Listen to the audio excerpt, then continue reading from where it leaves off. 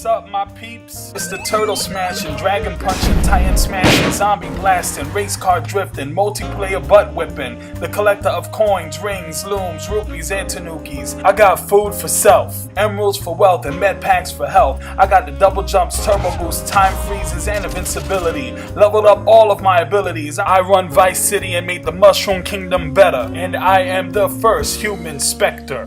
This is Mastermind, and welcome back. Today we're going to talk about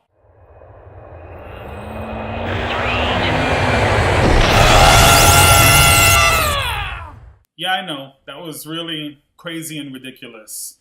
But anyway, let's get serious here for a minute. This is going to be a video where I'm just going to rant about what I'm seeing in corporate media. Now, before I even start, I'm talking to video game corporate media.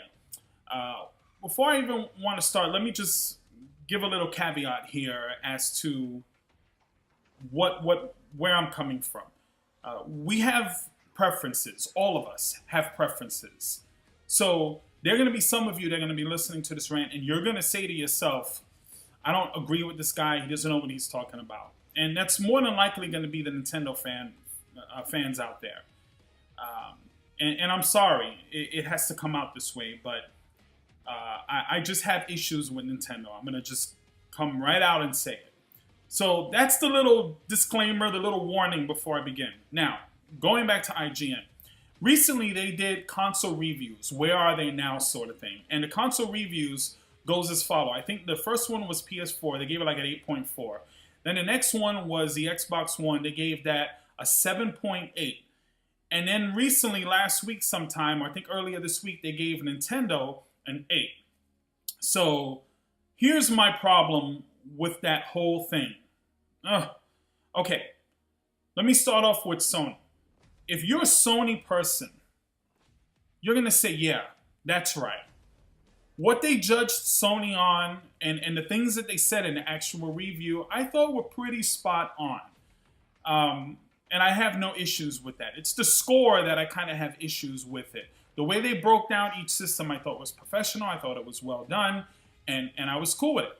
But some of the criticisms and what the measuring stick was for each one I thought was kind of biased. So for instance, they didn't really go into too much, and they kind of did touch on it, but Sony is struggling right now with exclusives. They don't have any really great exclusives. If you want to talk indie games, then we have no conversation. I don't buy a $400 or $500 system, whatever it was, whatever you paid for it, or a PC to play indie games. Games that can easily be downloaded on my phone and I can play. I don't give a shit about those games. They're nice to pass time, but this isn't why you spend so much money on a console. I can pick up my son's tablet or my daughter's iPod or whatever it is, and I can play any kind of indie game, any kind of Five Nights at Freddy's or Angry Birds or whatever the hell you're playing.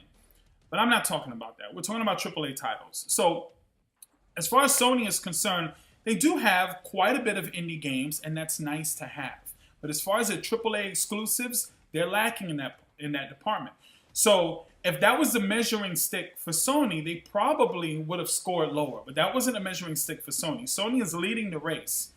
And what the plans are for the future of the PlayStation and what the PlayStation 4 is able to do right now is what that was the measuring stick for the PS4. Okay, now we're going to move on to Nintendo. Nintendo, same thing. The measuring stick for them wasn't the UI, wasn't the interface, wasn't the apps, it wasn't their online play as it was for Sony. That was the measuring stick for Sony, and Sony scored high. The measuring stick for Nintendo was exclusive games, which is the exact opposite of what we saw with the PS4. PS4, they kind of ignored their AAAs, but then for Nintendo, that's what they praised. So here, everything else sucks about the system. The hardware is shit, the internet is shit, the apps are shit, there's no DVD player, there's just no Blu-ray, there's just so much lacking on the Wii U. And it kind of sucks. But the measuring stick for them was, oh, well, how good are the games? Well, of course. Yeah, you're going to give Nintendo an 8. Why? Because they have great games. They have great first-party games. But let me just add one little part to that. We've been kind of playing the same games over and over for the last, 10 years. I know that pisses people off, but let's be a little honest. Mario Kart isn't all that much different from other Mario Karts. Sure, it's better. Sure, it's tighter. Sure, it looks prettier. But it ain't that much different. Same thing with Smash Brothers. I know people are flipping out now that I'm saying that. New Super Mario World, whatever. I'm looking forward to Mario Maker, though. That looks really great and a lot of fun. And it's something different, and that's what I want. But still, nonetheless, you can say Nintendo games are great, and this is why I have a Wii U. Okay, that's the measuring stick for the Wii U. Then we go to the Xbox One. What was the measuring stick for the Xbox One, according to them? What were they judging it and compared to? It clearly wasn't all the apps and all the features of the system. It clearly wasn't the exclusive games. I would think that Microsoft is somewhere in the middle of Nintendo and Sony not as far as greatness, but as far as what they're giving you. They're giving you the best of both worlds. They have really good exclusives, coming and current. If you talk about Killer Instinct, you can talk about Sunset Overdrive, you can talk about Forza 5, you can talk about all kind of games. The Quantum Break that's coming out. Microsoft has it down as far as their exclusives. They have really good exclusives coming. And exclusive content. So does Sony, but I think Microsoft has the edge on that. As far as the UI, and they shit all over Microsoft because they said, check this out, everybody was complaining about the Kinect.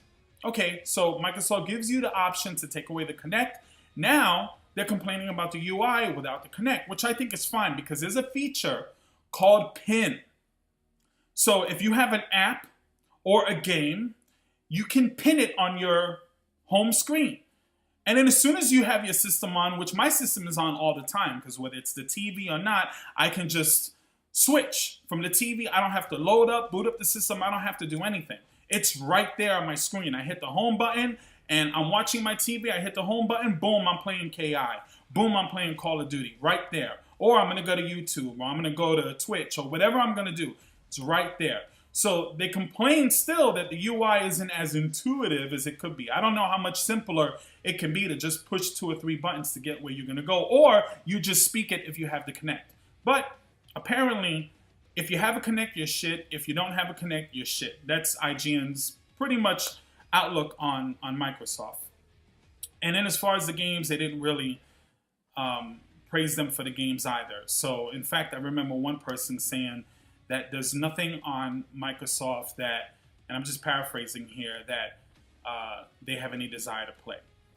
So that's fine. You don't have to like every exclusive that comes out. But really, of all the games that they have and the games coming out, that's really the truth. There's nothing there that you're desiring to play. Well, then you're not really a gamer because there's plenty of stuff there to play. In fact, there's plenty of stuff to play on every platform that any gamer should want to play. Your bias, if you're on the Microsoft side and you're looking at Nintendo and say, I don't want to play none of Nintendo's games. Sure you do. And the same thing on Nintendo. Oh, I don't want to play any of those games. Sure you do. You just haven't given it a chance. You've closed your mind. So anyway, so that's my problem. That's my rant. We have Microsoft in the middle, Xbox One, that clearly should have at least gotten an 8. And it didn't. It got a 7.8. Now here's another argument that any fanboy or IGN would make. The argument would be, well, 7.8 is good. That's not a bad score. You act like they gave it a 4. No. I'm acting like they gave it a 7.8 when they clearly don't deserve a 7.8 when you are comparing it to Nintendo and Sony. I would say that an 8.4, 8.5, 8.6 is fair for the PlayStation 4. Right now, currently, I would say the Xbox can get anywhere from 8 to right up to an 8.5, depending on, certain circumstances, certain beliefs that you might have about the system or preferences. And I honestly, if I were to give my review of the Nintendo Wii U currently right now, it would probably be about a 7. And I think that's honest. I think that's fair. And that's just the way it is. Last couple of points. Black Friday just passed. and the Wii U sold less than the Xbox 360. Less than the 360. Understand what that means. The Wii U sold less than the 360. The Xbox One has been out half the time, and the PS4 half the time that the Wii U has been out. And guess what? They've both outsold the Wii U.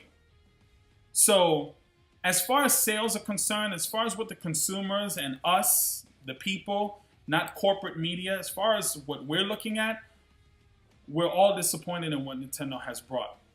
And that's just a fact. And one last point that I'm going to make regarding Nintendo and this whole thing is when I first bought my, when I first purchased my Wii U, when it first came out, I was excited, but I didn't have much to play. And after a couple of months, it just kind of sat there and collected dust. And it was really disappointing. You get those kind of droughts when you first get any system. But I always felt like with the One and the PS4, there was always something, you know, that you were kind of there to play or whatever. Something, just something with it. It's an arcade title or, you know, AAA. I mean, it's been spread out pretty good.